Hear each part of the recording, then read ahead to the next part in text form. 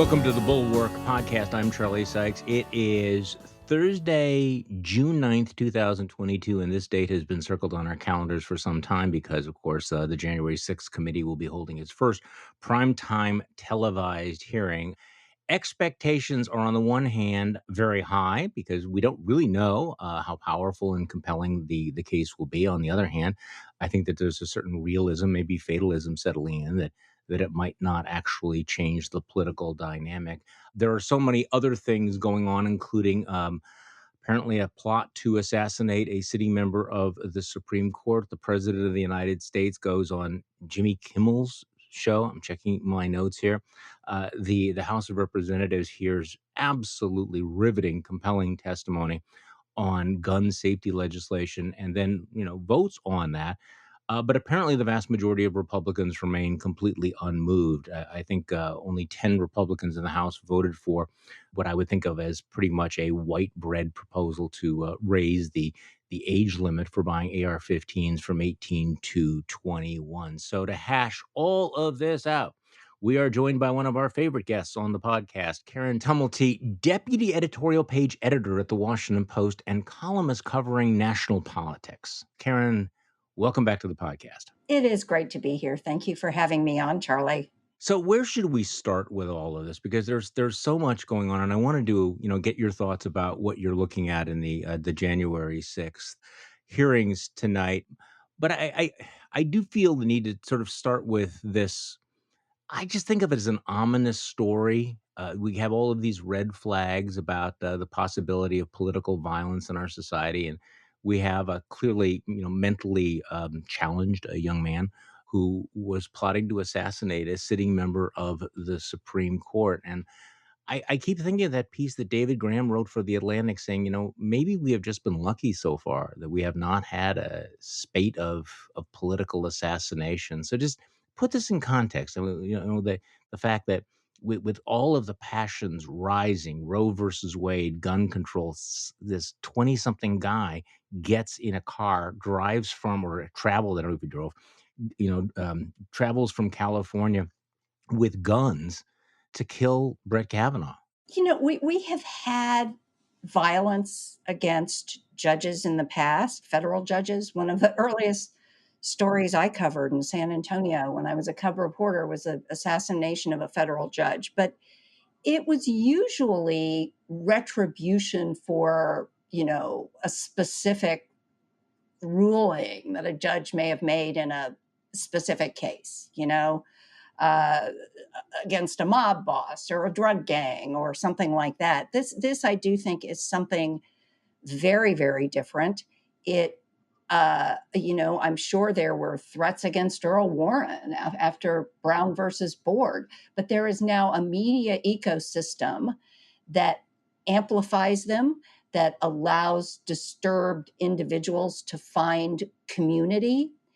And, so I think that it would be helpful if public officials and people who have influence would watch their words a little better, but I don't have much hope of that. Yeah. So I think immediately Congress needs to pass legislation that increases the security for the Supreme Court and, probably other federal judges as well. And, I think you start with making the police force that guards the Supreme Court justices, put it on par at least with the Capitol Police.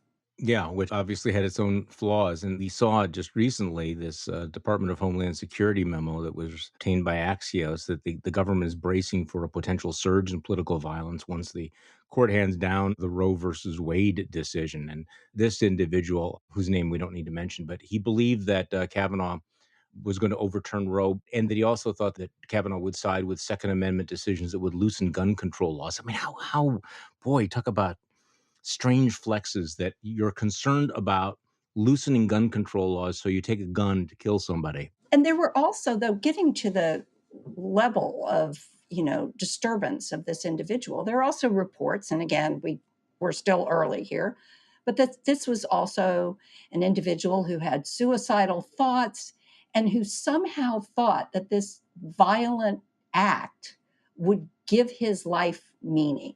significance. Mm. And, I think that, in fact, gets you to, the sort of fundamental problem that is going on within this person. This seems to be the obvious segue to talk about the violence that occurred on January 6th, but I want to hold off on that because let's stay with the issue of guns for just a moment because I keep thinking in the back of my mind, we're supposed to have moved on after 3 days and we haven't. I was struck by how really, powerful the testimony was yesterday. But I won't say that I was surprised by the fact that Republicans appear to be unmoved.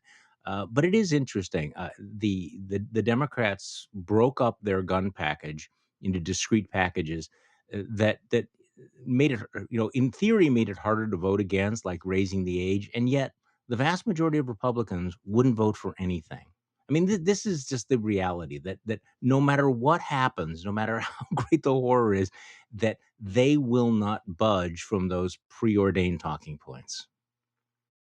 Yeah, I think that guns, I mean, as much as they talk about the Second Amendment, and I just think that guns have become political signifiers, which side of the divide you're on. And it's fortunate that I think most of the public is moved beyond where most of the politicians are here. I think that's true, but it doesn't necessarily mean anything will happen. Karen, I've lost track of days. I was going to say yesterday, but I think it was the day before yesterday. You had kind of an interesting, unusual moment at the White House where they brought in actor Matthew McConaughey, who talked about the shooting in his hometown of Uvalde, and he was, I would say, unusually graphic in his description. And I think that he talked about something that most people in politics and frankly in the media are reluctant to talk about. So let's listen to something that McConaughey said from the podium at the White House. We also met a cosmetologist. She was well versed in mortuary makeup. That's the task of making the victims appear as peaceful and natural as possible for their open casket viewings. These bodies were very different. They needed much more than makeup to be presentable. They needed extensive restoration. Why? Due to the exceptionally large exit wounds of an AR-15 rifle. Most of the body so mutilated that only DNA test or green Converse could identify them. Many children were left not only dead, but hollow.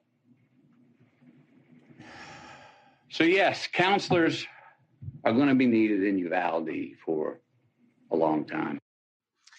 So, Karen, there's a sort of a side debate about whether or not showing pictures would make any difference. I'm agnostic on it. I just, I personally raised it just like what is it going to take for people to confront the reality of this? But what he's describing is something beyond our just grimmest imaginations. And yet, obviously, we have a political class that is still in denial about that. I mean, it was interesting that the McConaughey was willing to articulate something that I think a lot of people have just glossed over because it's just too hard to talk about or think about. And I agree. I am torn about whether, this is an Emmett Till moment. Mm-hmm. His mother, Emmett Till, in the mid-50s, his mother was so brave to show her son's mutilated body to the world. And as Matthew McConaughey was talking, his wife was sitting there in the briefing room with that pair of green Converse sneakers on her lap. I do think, though, that the words are important here to describe this. And we heard some of that in the testimony yesterday as well. I mean, people need to be forced to get the mental image of these tiny little bodies with these gigantic exit wounds. I wonder whether or not we've just become so numbed that even that wouldn't make a difference. Yeah, maybe, I don't know. maybe. So you did something very interesting. You wrote about an interview that you did with Texas Governor Greg Abbott. You sat down with him 10 days after the 2018 shooting at Marjorie Stoneman Douglas High School in Florida, and Abbott was in Washington for the annual governors meeting. And so you and Dan Balls sat down for an interview about the shooting that left 14 students, 3 staff members dead. And just talk to me a little bit about that, because that sounds like a very different Greg Abbott than the Greg Abbott we've been seeing since the massacre in Uvalde. Oh, absolutely. And it really wasn't that long ago. And at that No. point, this horrific shooting in Florida had just happened. Just a few months in the future was the massive school shooting in Texas at Santa Fe. There had been a big church shooting in Texas. And Abbott at that point was really open to measures, including a red flag law, which is something Texas does not have. And after the Santa Fe shooting, he actually proposed that to the legislature. Not that they do it, just that they even consider it. And he got such pushback that he dropped it. And ultimately, there was a lot of talk, as there is now, about quote unquote hardening schools, turning them into fortresses. The fact is, Texas won't spend that kind of money on its No. schools. They spent $100 million on school security, which is, it works out to, I talked to the head of the School Superintendents Association. The allocation of money to school security in Texas, as much as the politicians love to talk about this, they will allocate less than $10 per student to school security. Yeah, they talk a good game. I mean, I do think it's interesting that it's sort of like reading your piece about him as just a kind of a reminder that even in, even for these politicians that have become so locked in, that somewhere deep inside they understand that something needs to be done. So, when you talked to him after Parkland, he said, that oftentimes in life there's some event that's a catalyst to change. I think this will be a catalyst to change. I really do feel there will be changes and improvements in the way we address this issue going forward. Um, and yet, like so often, that evaporates. And as you point, 3 months before you talked to him, you had another guy with an assault rifle go into that Baptist church in Sutherland Springs, Texas, and fired 700 rounds in 11 minutes, killed 26 people. So it is not like Texas has not seen this horror up front over and over again. I mean, 3 months after that, you have a 17-year-old kid use a rifle and a pistol to kill 8 students and 2 teachers in Santa Fe. So, I mean, I don't know. I guess I struggle, and I've talked about this before. I struggle with the cynicism of seeing this and the way in which the politicians rationalize complete inaction, and I think we're seeing that played out. Where do you come down on whether or not the Senate will come up with a deal? There's lots of optimistic talk. There seems to be good faith negotiations. Is this time different over there in the Senate?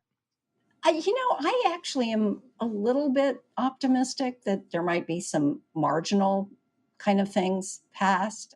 I guess the lowest common denominator here is raising the age for purchase of a assault Yeah. weapon. I mean, if they can't do even that, and again, would it stop all of these shootings? No, but when you see how the numbers have shifted in the last couple of decades, starting with Columbine, how many people who are in that very short age range of their lives, of late teens, who are committing so many of these acts, it just seems like such a no-brainer to do that. And no, it won't prevent everyone from doing that. And the school shooter in Connecticut in Newtown was in this age range, and he took his mother's guns, but it shows something, and maybe it'll stop something. Well, I agree with that. I mean, I think you can't make the perfect the enemy of the good, and you can't reject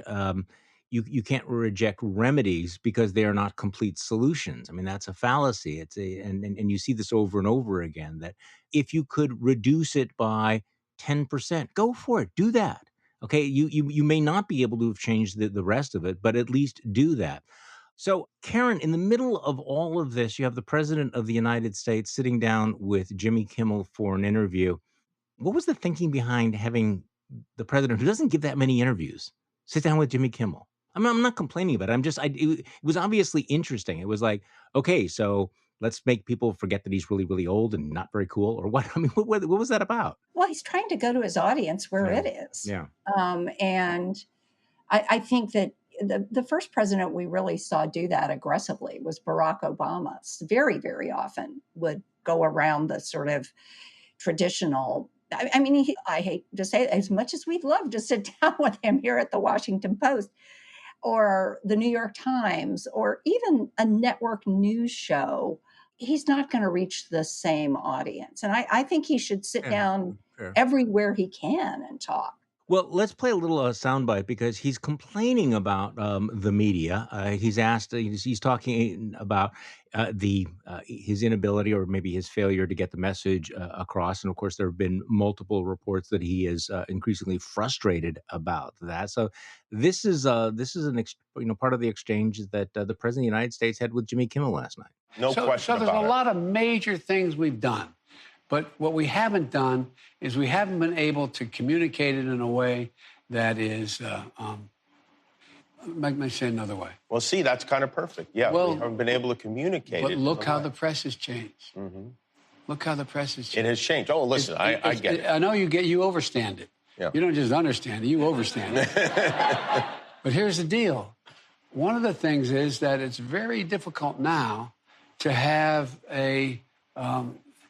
even with notable exceptions, even the really good reporters, they have to get the number of clicks on nightly news. Mm-hmm. So instead of asking a question, anyway, it just everything gets sensationalized in ways but I'm convinced we can get through this. We have to get through it. Okay, so there's a critique of the media. Karen Tumulty, what do you think? Fair? Not fair? That they have to sensationalize. I don't think that. How do you sensationalize an interview with Joe Biden? I don't know. But yes, the media ecosystem has changed dramatically. But I think the bigger problem here is that, again, the traditional channels don't reach people the way they used to. And also that people consume their media to reinforce what they already believe rather than opening their minds to something else. Well, there's something else though. He's projecting that the problem is the media, and I'm willing to spend an entire podcast being a critic of the media and the way the media has changed in that particular way. But what I didn't hear was the responsibility and the failures of his own White House, his own administration, because the problems that Joe Biden and the Democrats are facing are not simply artifacts of the media culture, are they? I mean, clearly there are things that they have done and failed to do, and it did sound like he was blaming somebody else for those problems. I spend way too much time on Twitter, and I often see liberals making the argument that if the media would just quit talking about inflation, it wouldn't be such an issue. And you're like, what? People don't notice what groceries cost? They don't notice how much it costs to fill their car? And yes, there are so many of these forces that are beyond the president's control. I mean, the price of gasoline, the majority of the increase comes because of, the disruption in the world oil markets, in part because of the war in Ukraine. But, the fact is, there are a few things. For instance, we have been arguing in the Washington Post in our editorials that Biden should lift Donald Trump's tariffs on China and that could help lower prices. It would not make everyone in his own party happy, but it would help marginally on the cost of living for a lot of people.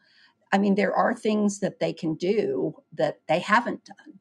Well, and also, I get the sense that he has decided not to use his bully pulpit as aggressively as former presidents have done. I certainly understand that he doesn't want to be, Donald Trump in your face, in your consciousness all the time. But on the other hand, there have been very few primetime addresses, and he has not. I guess, even as president, he hasn't seized center stage. And then, of course, there's this unfortunate pattern that's been created where he will come out and say something forceful, and then his own White House will walk it back, which seems to reinforce some of the negative narratives about the presidency. I mean, that's not the media's issue. Those are decisions being made in this White House, aren't they? Yeah, and sometimes the White House has walked it back when Biden has come out and actually told the truth. Yes, You right. know, we would like to see regime change in Moscow. Yeah, I don't want to say let Biden be Biden, but there are moments where you go, okay, here he had this moment of clarity and everything. Do not cut him off at the knees. His own people should not cut him off at the knees. Yeah, exactly. And, when you see the efforts to manage the principle like this, it's never good.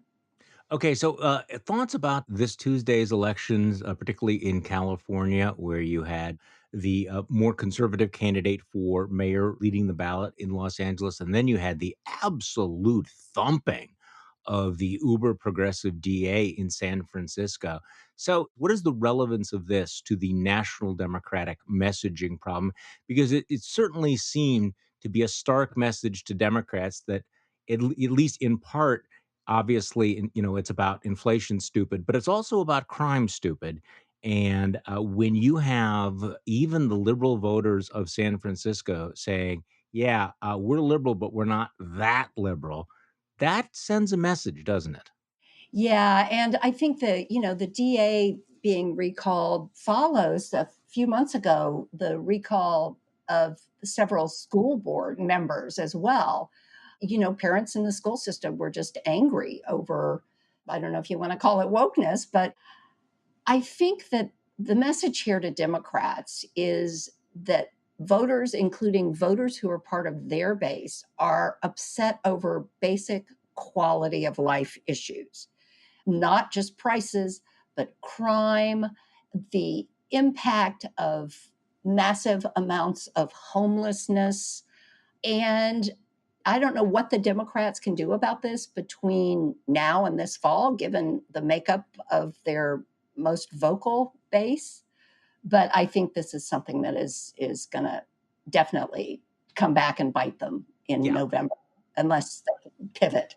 Well, that's right. I mean, whether you have a Sister Soldier moment, or whether you have, as Reed Teixeira says, a Chesa Bodine moment, they have to make it clear that they do take public safety very, very, very seriously. And look, they've said the right words. Coming back to Biden, I mean, Biden has said over and over again, I don't favor defunding police. I want to increase funding for police. I am not the defund the police guy.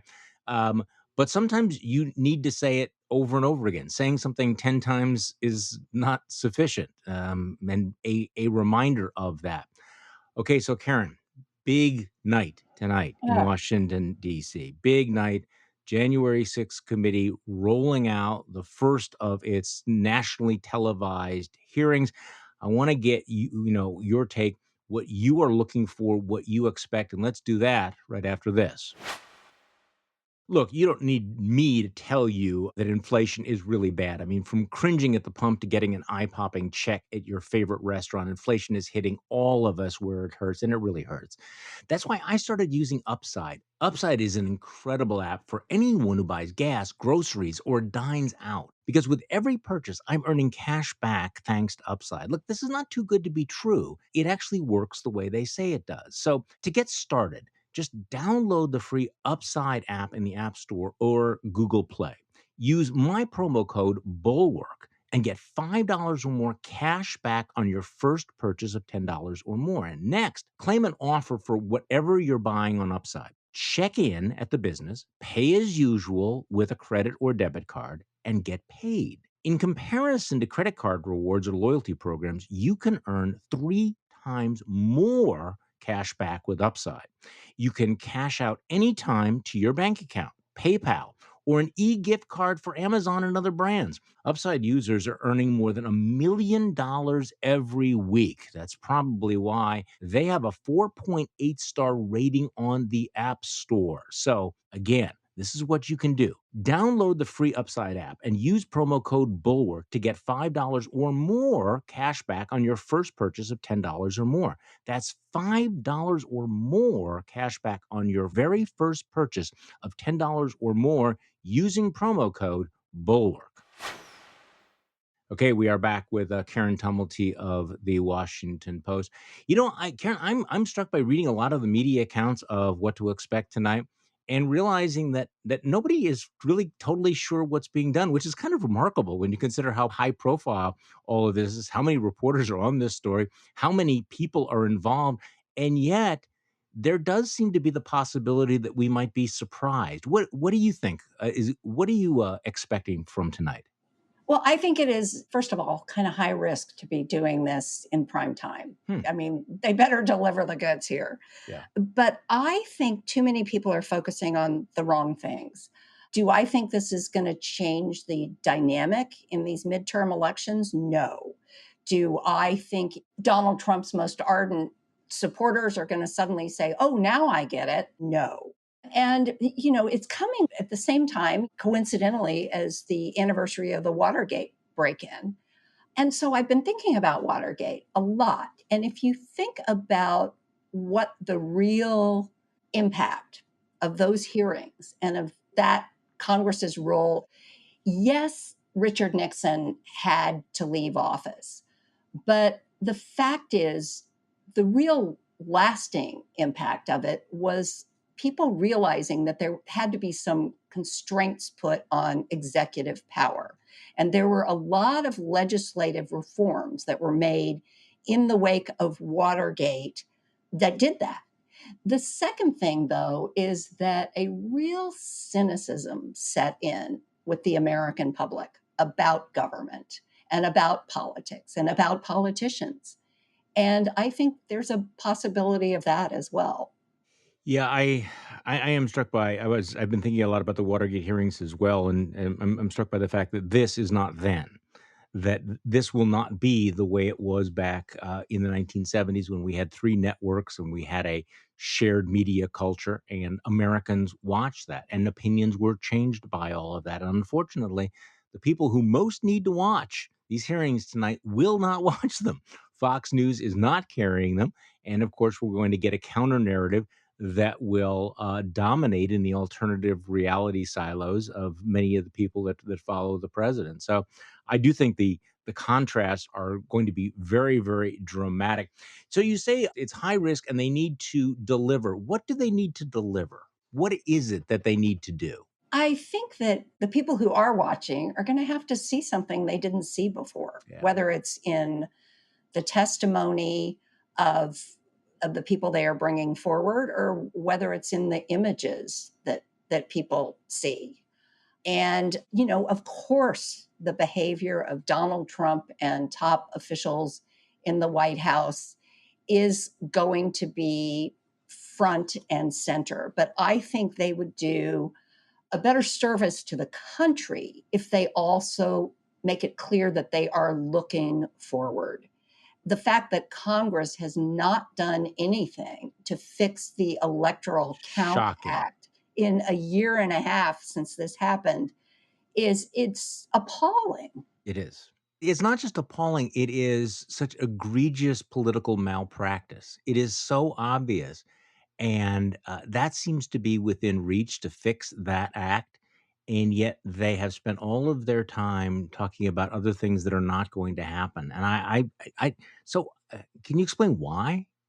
Because this one seems like the lowest of low-hanging fruit. I think it is completely inexplicable. It is a dereliction of duty on the part of everybody in Congress. I mean, this is a fire they can put out. And if they don't do this and you couple it with a lot of the things that we are seeing happening in the states, you are potentially, if 2024 is a closer election, we're going to see people actually have the power in their hands to succeed in overturning the results. I obviously completely agree with you. The folks at the Defend Democracy Project put out an email earlier this morning talking about the need for the committee to put out a full narrative. And they said, look, what are the hearings about? It's about Trump and his allies inciting violence and their ongoing plot to sabotage our elections and threaten our freedoms. It's about an attack on our country, not just Congress or members of Congress. It is about Americans seeing the evidence of a criminal conspiracy to overturn the election, a cover-up, and the ongoing plan to sabotage future elections. It's about holding people accountable. And interesting, they do sort of a, do and don't. Can I just walk this through and see whether you agree or not? And this is, again, this organization, Protect Democracy Project. They're saying, do focus on the future, the ongoing threat. Don't let this be about a one-time event of the past. Do talk about sabotaging or overturning elections. Don't talk about stealing or subverting elections. That seems to be a quibble, but do focus on what they want to achieve. Don't focus on a single day's events. So let's start there. I think that's right. What do you think? I absolutely think that's right. And again, as much as there is a large segment of the population that would really like to see Donald Trump brought to account for this, it is more important by a lot to make sure it doesn't happen again. And it's not just a Trump thing. It is now a systemic danger. So here's a couple of these other do's and don'ts, which I found interesting. Do talk about a faction of Republicans, Trump and his allies, a lawless faction, MAGA Republicans, etc. Don't hold anyone who has been a Republican responsible for this. Don't say that it's all Republicans. Try to isolate them.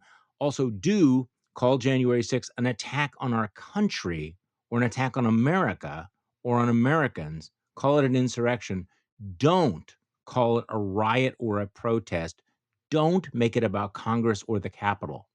I also think that's good. I do think that's good, although I don't know that not making it about Congress and the Capitol, maybe just because that's where the images are going to be. But Congress is going to be the place where some stuff could actually potentially get done. I don't have a lot of hope for the state legislatures. But I think what the insight here is that a lot of people, have, you mentioned this, low trust in government. They don't like Congress. They have to feel that this is about the country and about them.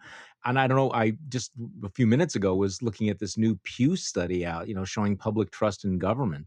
And it is close to all-time lows. I mean, it is brutal. So I guess, confidence in government recovered a little bit during the 80s and after 9/11. But today, what is it? 29% of Democrats and Democratic-leaning independents say they trust government just about always or most of the time, compared with 9% of Republicans. So I guess anything that shifts from the D.C. institutions to the broader country, at least I understand the thinking there. Well, I will give you that point. And yeah, it's, democracy needs to function. No, democracy needs to function. So again, looking at this hearing tonight, and you point out this is high risk, possibly high reward, but also a downside. We've had multiple reports of, Trump world, MAGA world, preparing to have a media counterpoint. But I'm really struck by the fact that, I wonder what's going on in Kevin McCarthy's mind. Not too long, because I don't think a lot's going on there. But they made the decision not to participate in this committee. So unlike most hearings of this kind, there's going to be nobody up there defending Trump. There is no one who will be defending the MAGA version or even trying to push back on the dominant narrative from the majority. And I wonder whether or not there's going to be a sense of, well, this was really, we talk about political malpractice by the Democrats, whether this is going to, at the end of this, will go, boy, that was one of the dumbest moves by Republicans not to have any stake or say in this committee. I think that a lot of this is going to hinge on how the committee itself behaves. And I don't have a good feel for that. We saw during the whole Russia investigation, the House Judiciary Committee was prone to stunts. I remember a congressman bringing in a bucket of fried chicken when Bill Barr didn't testify. I mean, if the committee conducts themselves in a way that Americans find to be credible and responsible, yes, I do think that Republicans potentially are going to regret not participating. And again, my formative experience, one of them in Washington, was covering the Iran-Contra hearings. It was a bipartisan select committee, and it was also House and Senate. And there were credible Republicans on the committee who did defend the administration, but they were also there. You could see them as good faith actors in all of this. Yeah, that was one of the high points. And I wonder, though, we talk about how the media has changed, but also how the public has changed in terms of its attention span. That there was a tolerance for the way congressional committees operate, which can often be incredibly tedious and annoying. That a tolerance that we had in the 70s and the 80s that we may not have right now. But as you were talking, I was thinking about the House, the earlier House committees on Russia, where each of the representatives felt this was their moment in the sun, and it really became disjointed. There were no follow-up questions. It was very, very uneven. So, this is one of my questions. Have they learned their lesson from that? And I don't mean this to be cynical, but do they understand that they are putting on a show? And I don't mean that in a pejorative way. Do they understand that they are putting on a primetime show? This is not just simply going to be congressman, grandstanding. It's a pretty solid committee. They seem to have gotten it. What did you make of the fact they hired a former ABC News executive to help produce some of the videos? I think that was smart, because who is going to better understand that every minute in prime time is very, very precious. Exactly. And also that the narrative has to move.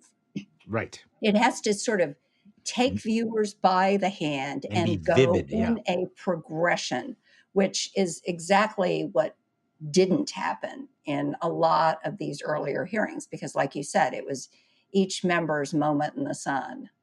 I would also, by the way, say that was also the case with the Benghazi hearings as well. There's really not any place to take that, but it is a tendency when you get a member of Congress in front of a camera, that's often what you get. That's a dangerous place. So I'm reading a Politico story that was posted earlier this morning about the hearings, and they described the missing man of the January 6th hearing being Mike Pence. The January 6th Select Committee's hearings are all about one man, and it's not the one you think. It is Mike Pence. So we hear reports that some of his aides have been in discussion.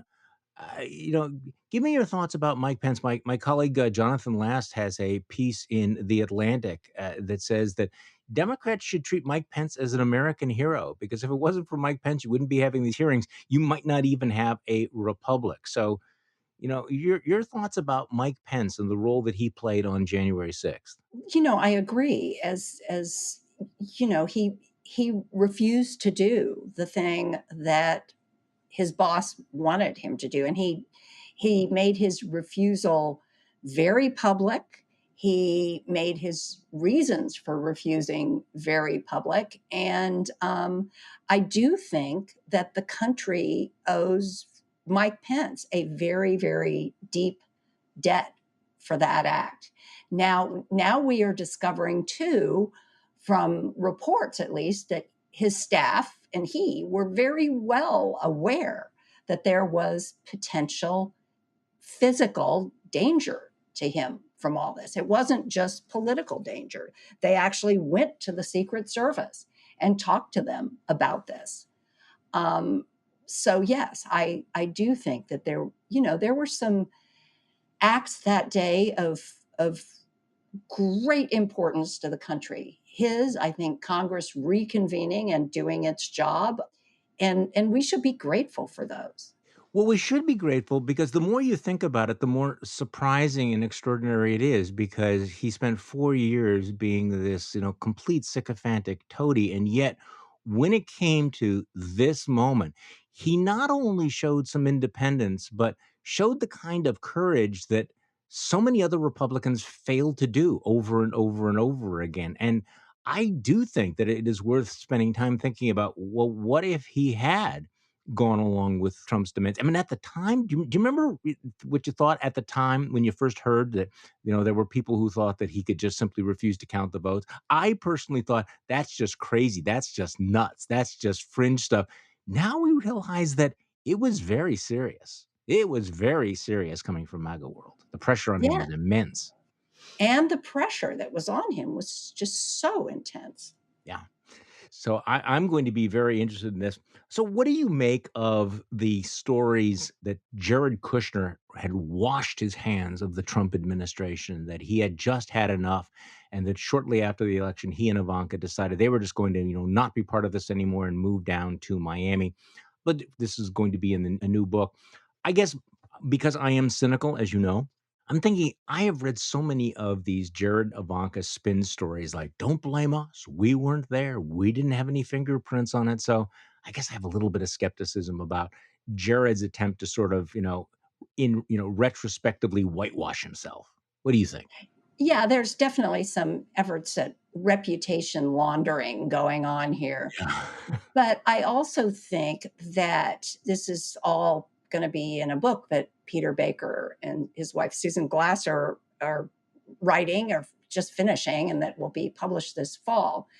But they very responsibly point out that even though whatever's reputation laundering is going on here, that their decision to step away at that moment essentially left behind only the crazies. It was not a principled decision in many ways. If there was ever a moment when there needed to be some ballast in that White House, that was it. And so I don't think it necessarily speaks well of them at all. So this is a very interesting point, because one of the things that we'd heard over and over and over again from people in the administration was that they justified sticking around because they needed to be that ballast. And they would say that if I'm not in the room, the crazies are going to dominate. And this is a perfect example of that, right?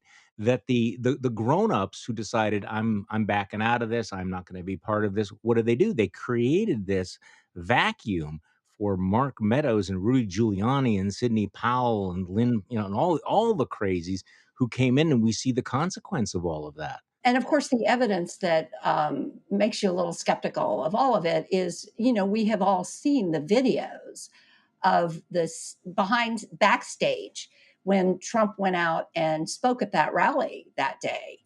And, Ivanka's right there. She's right there. It is interesting that we continue to learn new information about all of this, including, I think, some of the most recent information being that Trump was quite serious about going to the Capitol that day. In fact, the Secret Service scrambling in order to set up a motorcade. It did not work out, but apparently we came very, very close to the president himself going with the mob to the Capitol, which again underlines his role in all of this, but also what a close run thing this whole thing was.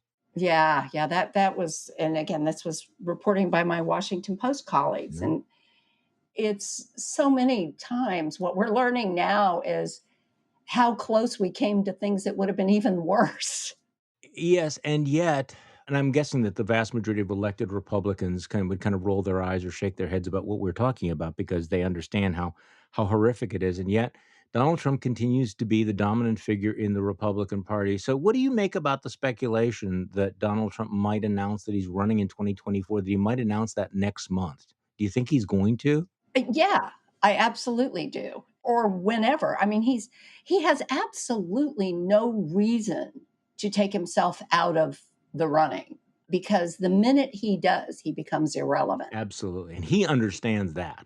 He understands that at a visceral level. The moment he says, I'm not running, then the bottom drops out. The phone stops ringing. The rings are no longer kissed, all of that.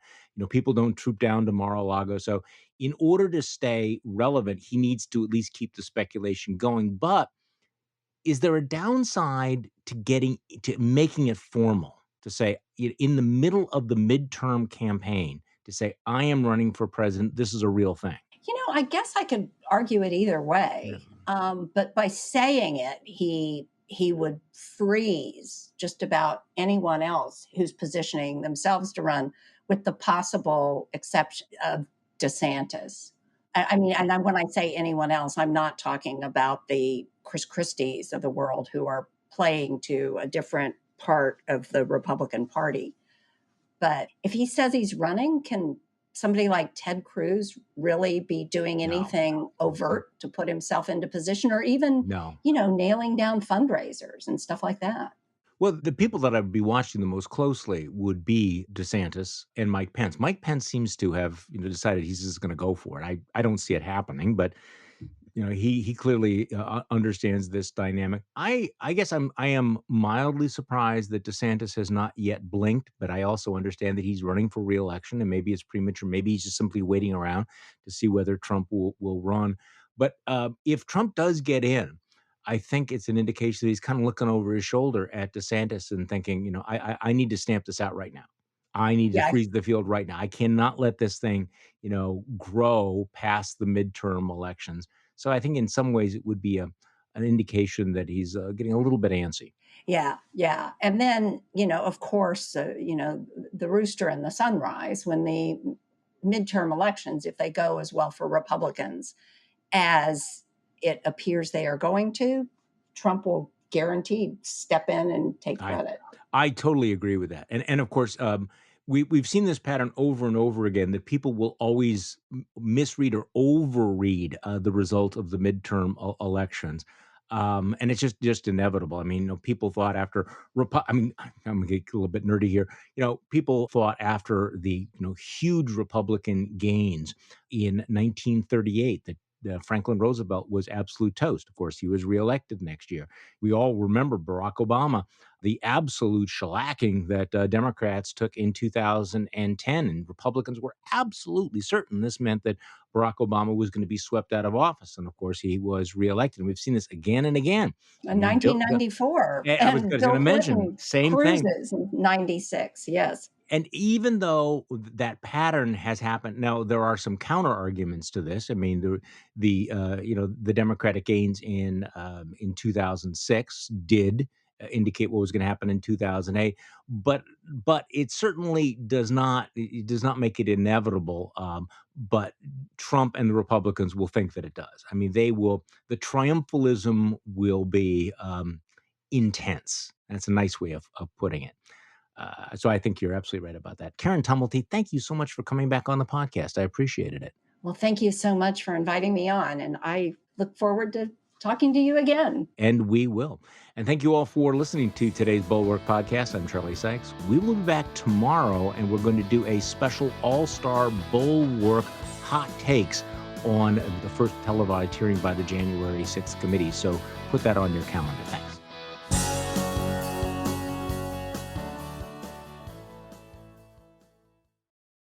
There are about 1 million podcasts about money, but Bad with Money with Gabby Dunn is the one where finances meet social justice. Investing in dating with Bella Gandhi. Do you believe that people should pay for dating apps? To me, invest in the dating process. There's nothing more important than finding the person you want to spend the rest of your life with. There's a stigma. Everything should be free. You're going to go to Whole Foods, meet eyes over mangoes, and all the dominoes fall in perfect order. That's just a load of garbage. Bad with Money. Listen wherever you get your podcasts.